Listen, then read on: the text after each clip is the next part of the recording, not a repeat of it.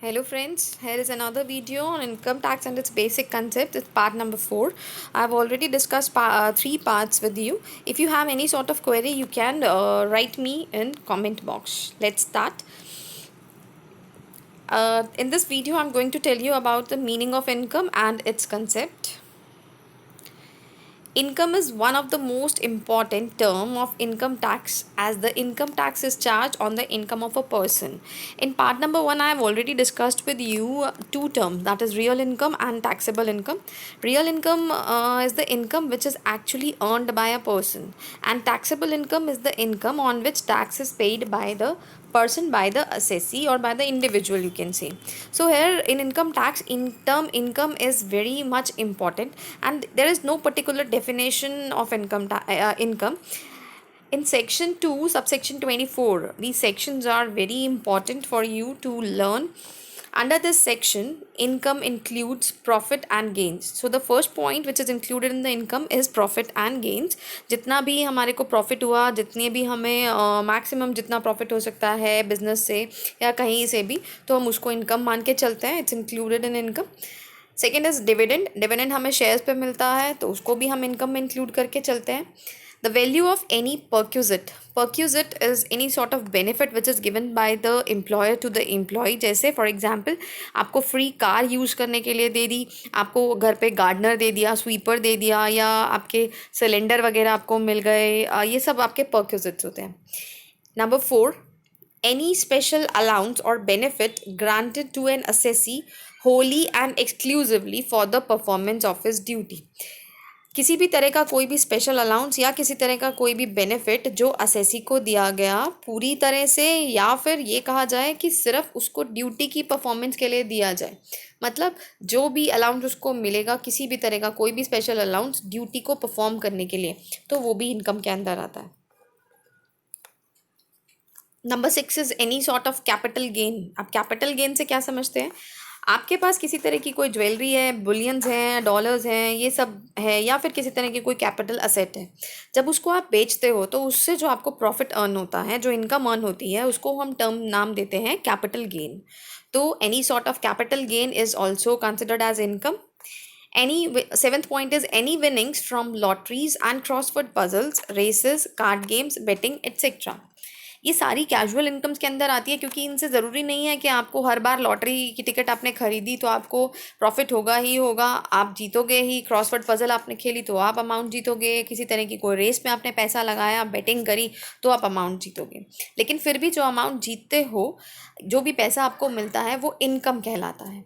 Number 8 is any sum chargeable to income tax under the head business और profession. किसी भी तरह का कोई भी पैसा जो इनकम टैक्स के लिए चार्जेबल है और वो किस हेड में आता है, बिजनेस और प्रोफेशन में, तो उसको भी हम इनकम बोलते हैं. नंबर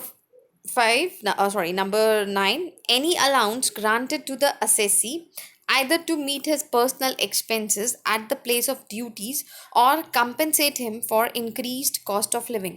तो यहाँ पर क्या है, किसी भी तरह का कोई भी अलाउंस जो एम्प्लॉयर ने एम्प्लॉय को दिया, तो यहाँ पर असेसी जो है वो आपका एम्प्लॉय हो जाता है, चाहे वो अपनी पर्सनल एक्सपेंसेस के लिए दिया हो, मतलब इंडिविजुअल एम्प्लॉय के पर्सनल एक्सपेंसेस, चाहे वो ड्यूटी पर परफॉर्म करे या फिर उसको कंपनसेट करने के लिए दिया इंक्रीज कॉस्ट ऑफ लिविंग के लिए. फॉर एग्जांपल देती हूँ एक, यहाँ पर सपोज़ आप सोनीपत में रहते हैं और आपको यहाँ से गुड़गांव शिफ्ट होना है, तो सोनीपत का खर्चा और गुड़गांव का खर्चा जो है वो सेम नहीं होगा ना. गुड़गांव इज़ नाउ गुरुग्राम, सो दोनों का खर्चा जो है वो सेम नहीं होगा. तो इसलिए आपको एक सिटी से दूसरी सिटी में कंपनसेट करने के लिए एक अलाउंस दिया जाता है, जिसको नाम कहते हैं सिटी कंपनसेटरी अलाउंस. तो यहाँ पर जो 9th पॉइंट है आपका, इस पॉइंट के अंदर उस तरह के अलाउंसेस की बात हो रही है. Next topic is concept of income. Income means a monetary income which is derived from definite sources with some sort of regularity or expected regularity. तो इनकम का एक बेसिक मीनिंग दिया है यहाँ पर इनकम टैक्स पर्पस के लिए. Income जो है वो मॉनेटरी फॉर्म में, मतलब मनी फॉर्म में होती है, जो हमें कहाँ से मिलती है, डेफिनाइट सोर्सेज से मिलती है. वो सोर्सेज आपको ऑलरेडी मैंने बताए भी हुए हैं पार्ट 1 के अंदर. और यहाँ पर रेगुलरली भी हो सकती है या फिर एक्सपेक्टेड रेगुलरिटी भी है, कि उसको आपको अभी नहीं मिली लेकिन 10 दिन बाद मिल जाएगी, महीने बाद मिल जाएगी, लेकिन जब भी वो मिलेगी वो आपकी इनकम तो है ही है. These definite sources of income are, अब यहाँ पर सोर्सेज की बात हो रही है, salaries, income from house property, profit and gains of business और profession, capital gains and income from other sources. तो ये 5 सोर्सेज हैं आपके पास जहाँ से आप अगर किसी भी तरह का कोई भी पैसा कमाते हो तो वो इनकम कहलाता है, जो कि इनकम टैक्स के अंदर इंक्लूड किया जाता है। Next topic is some important rules regarding income are as follows.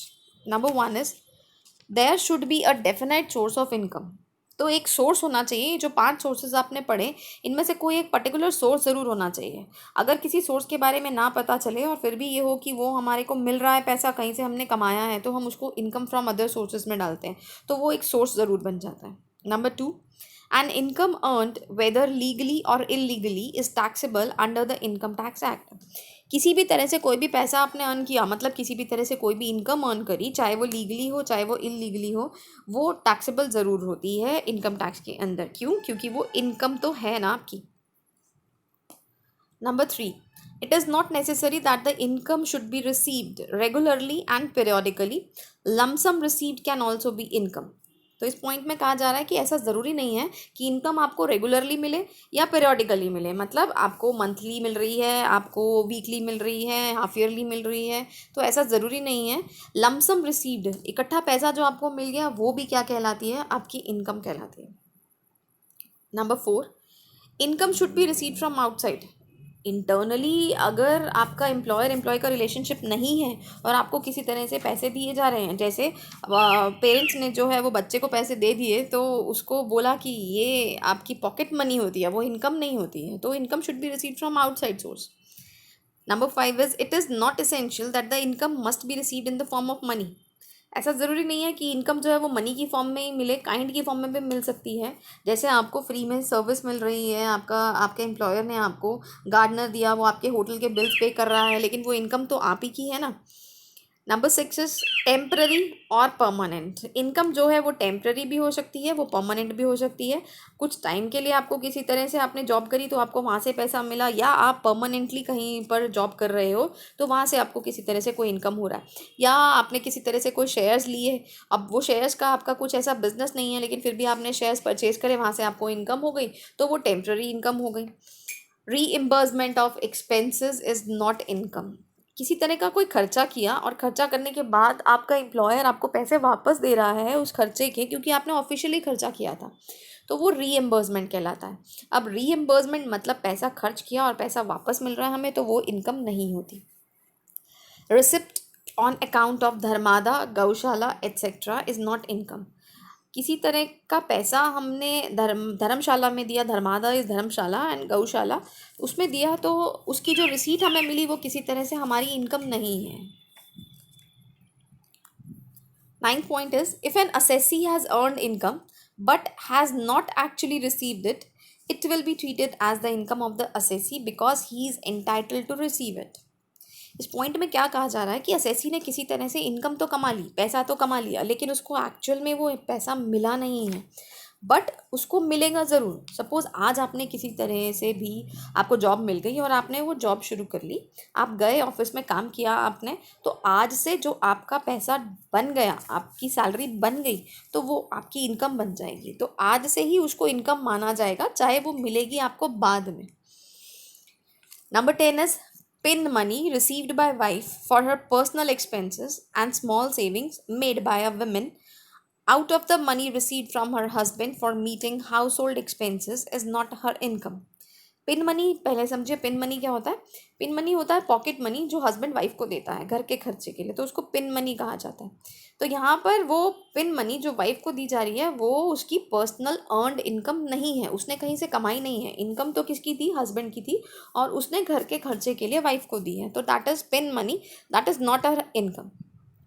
Number 11 is disputed income will be taxed in the hands of the recipient of such income. Disputed income का मतलब हुआ कि कोई ऐसी इनकम जिसके बारे में एक्चुअल में पता नहीं चल पा रहा कि कौन सी इनकम है।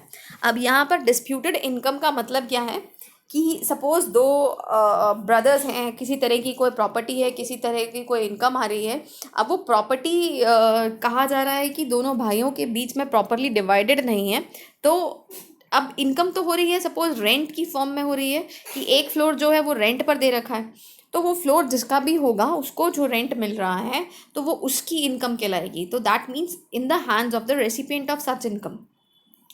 नंबर 12, इनकम में बी प्लस और माइनस. इनकम हमारी प्रॉफिट भी हो सकते हैं, इनकम हमारे लॉसेस भी हो सकते हैं. जब जब हमें प्रॉफिट हुआ तो वो इनकम प्लस में कहलाती है, और जब हमें लॉसेस हुए तो वो इनकम माइनस में कहलाती है. तो चाहे प्रॉफिट हो चाहे लॉसेस हो, इनकम तो है वो. So thank you for watching this video. Hope you like it. आपको समझ आया होगा कंसेप्ट. अगर इन केस आपको किसी तरह से कोई भी कंसेप्ट समझ नहीं आया तो आप कमेंट बॉक्स में कमेंट करिए. अगर वीडियो अच्छी लगी हो और समझ आई हो, लगा हो कि दूसरों के लिए भी हेल्पफुल है, तो उसको शेयर कीजिए. Bye bye, have a nice day.